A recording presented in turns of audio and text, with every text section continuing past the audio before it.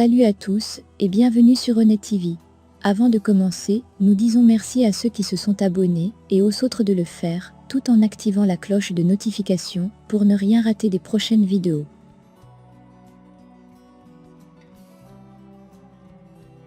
Cet épisode commence avec Meriem, qui est au cimetière, une main la touche, elle se retourne et se rend compte que c'est son oncle Touran. Elle lui demande ce qu'il fait là. Il répond qu'il est sorti de prison hier et voulait la voir. Alors elle lui demande si c'est lui qui l'a demandé de venir ici au cimetière. Il demande à Meriem si elle va bien, car elle lui a demandé de venir. Comprenant cela, elle est étonnée, car elle se rend compte qu'ils sont une fois de plus manipulés par quelqu'un. Octet de son côté, les regarde de loin.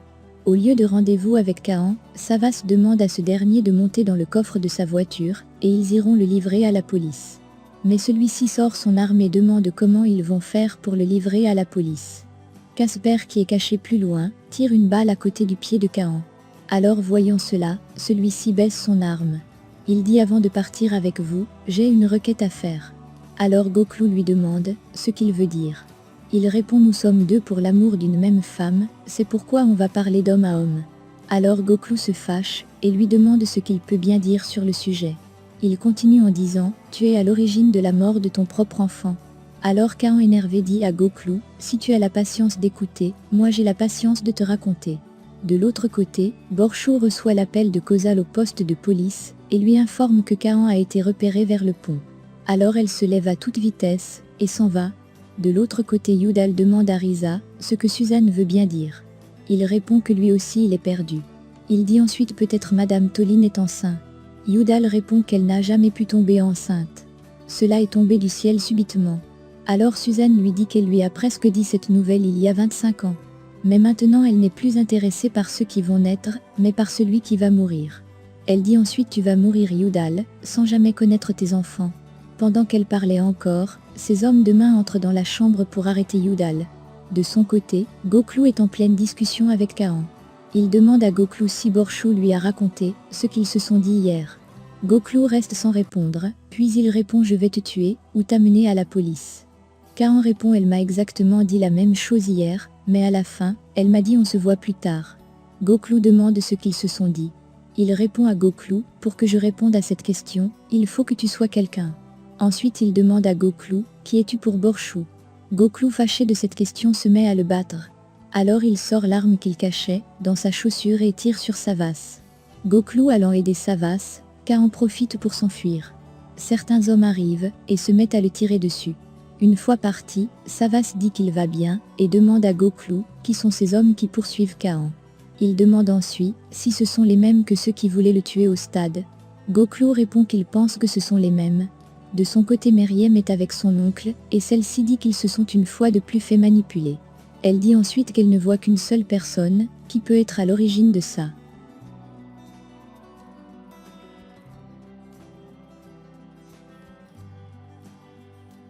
Elle se tourne vers la tombe d'Octet et se met à crier. « Je sais que tu n'es pas dedans, que tu n'es pas mort », dit-elle en criant. Son oncle voyant que celle-ci était en panique totale, lui demande de rentrer à la maison et ils s'en vont. De loin, Octet regarde la scène et est content du spectacle. Borchou toujours en voiture, comprend par radio qu'il y a eu échange de coups de feu au niveau du pont. De son côté, Kaan est en voiture et est suivi par deux hommes. Ceux-ci réussissent à l'intercepter. Alors l'un des hommes sort son arme et le pointe sur Kaan.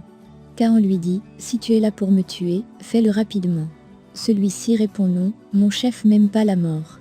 C'est un ancien procureur qui t'a connu lorsque tu étais encore à la police et il aura bientôt besoin de toi.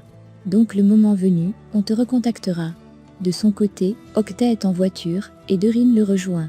Elle lui donne le dossier de Kaan qu'elle a trouvé dans sa chambre et demande qui est-il. Il répond que c'est un bon gars et j'aurai besoin de lui bientôt. Elle demande ensuite ce qu'il fait là.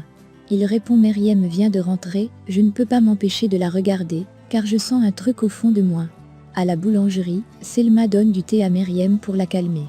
Son oncle lui dit qu'il a reçu tous ses lettres et elle disait que tout va bien. Il demande ensuite ce qui s'est passé. Meriem lui dit qu'elle est sûre que c'est Octet qui est derrière tout ça et qu'elle va le trouver. Il répond à Meriem en disant enlevez ça de ta tête, Octet est mort. Yudal est au salon de Suzanne avec son homme de main. Elle les rejoint. Alors Yudal lui dit que le mal est très vite entré en elle depuis qu'ils étaient petits. Il demande où est la morale de son histoire. Il répond que s'il avait su qu'il devait donner vie à autant de personnes, il devait vivre sa vie misérable de façon différente. Elle répond: ne t'inquiète pas, ta vie misérable va bientôt s'arrêter.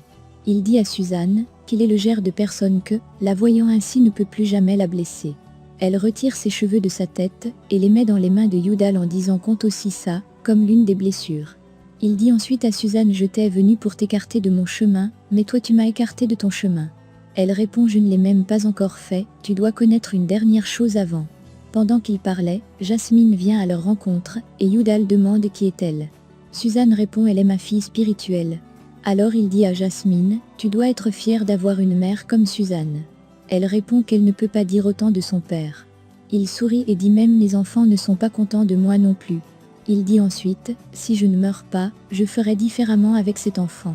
Elle répond à Yudal en disant: sois simplement avec lui, et ne tue pas sa mère. Il se tourne vers Suzanne, et lui dit: ta fille est méchante. Entendant cela, elle dit à Yudal: c'est l'heure de partir. Merci à toi, car ta famille est sans abri maintenant, et cet enfant va grandir sans père. Les médias du monde vont en parler, et tes enfants seront embarrassés du nom Sargun. Yudal reste calme, et dit: je prie pour ta sœur chaque soir.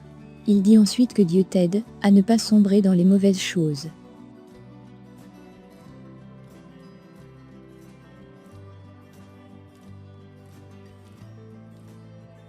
Lorsqu'il voulait partir, elle lui demande de quelle couleur furent les yeux de sa sœur. Il répond: son cœur était rouge. Il dit ensuite: on s'est rencontrés au mauvais moment à l'époque, puis il s'en va. Octet est en voiture avec Dorine.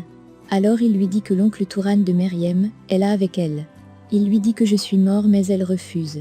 Elle sent dans son estomac que je suis encore en vie. Alors Dorine sort une photo de Meriem et lui dit qu'il est toujours amoureux d'elle.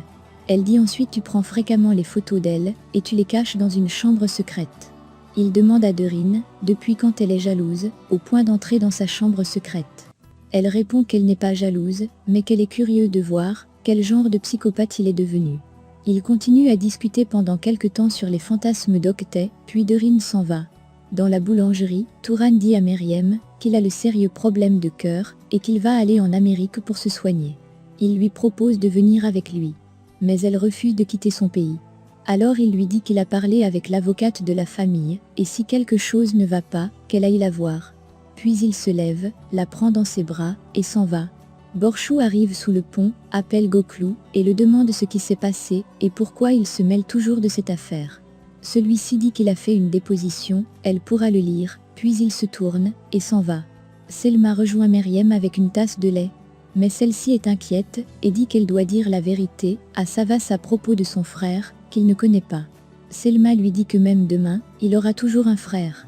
Boit le lait et va dormir. Elle lui donne ensuite un chapelet, et lui dit que son fils lui a donné ça, quand elle avait les problèmes. Aujourd'hui elle lui donne aussi cela. Elle dit ensuite à Meriem: tu le donneras à quelqu'un un jour quand tes problèmes seront passés. Après avoir entendu cela, elle se lève, remercie Selma, et va dans sa chambre. Octet, qui était dehors à la surveiller, entre dans la boulangerie.